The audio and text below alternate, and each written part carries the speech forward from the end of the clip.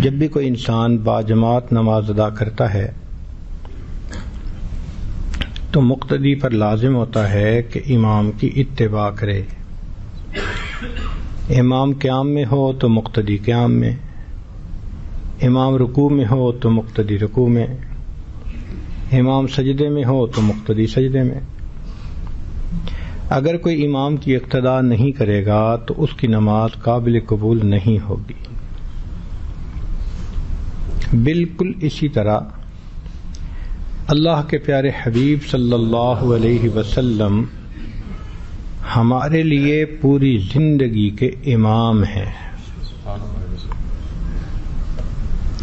چنانچہ جو آدمی اپنی زندگی کو نبی علیہ الصلوۃ والسلام کی تعلیمات کے مطابق، طریقوں کے مطابق، سنتوں کے مطابق گزارے گا، اللہ رب العزت کے ہاں اس کی زندگی قبول ہوگی، وگرنہ قبولیت کے اندر رکاوٹ ہوگی. ہم نے دیکھا ہے کہ شادی کے موقع پر دلہن کو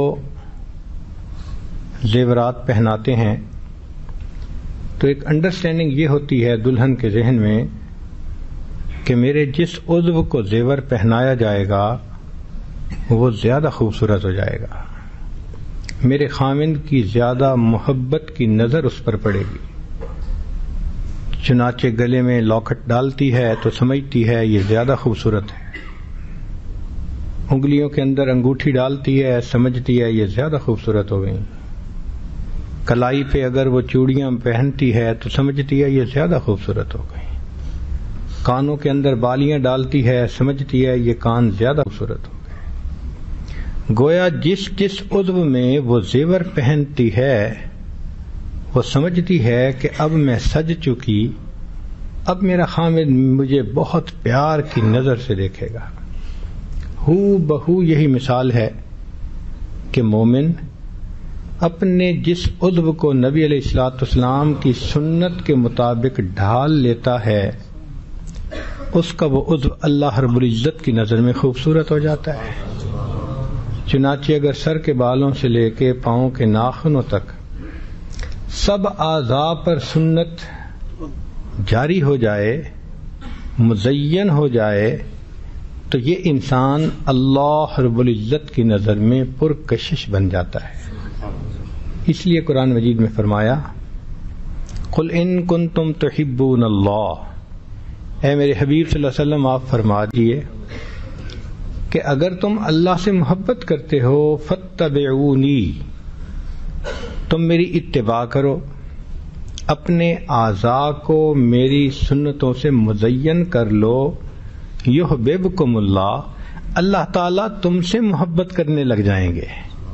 جس طرح میں اللہ تعالیٰ کا محبوب ہوں وہ محبوبیت کسی نہ کسی درجے میں تمہارے اندر بھی آ جائے گی، اللہ تعالیٰ تمہیں بھی پسند کرنے لگ جائیں گے.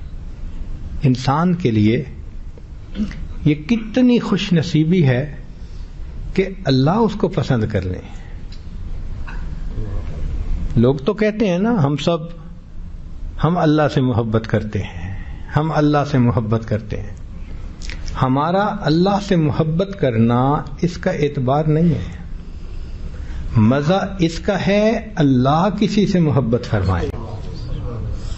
اس لیے کہنے والے نے کہا کہ اے اللہ، زندگی گزر گئی، سب لوگ کہتے ہیں ہم اللہ کے ہیں، اور میں بھی یہی کہتا ہوں میں اللہ کا ہوں، میں اللہ کا ہوں، میں اللہ کا ہوں. اے اللہ، ایک دفعہ تو آپ بھی کہہ دیجئے نا کہ تم میرے ہو. تو اللہ کو بندہ پسند آ جائے، یہ بندے کی معراج ہے. اس سے بڑی عظمت اور کوئی نہیں ہو سکتی. چنانچہ نبی علیہ الصلوۃ والسلام کی مبارک سنت کے بارے میں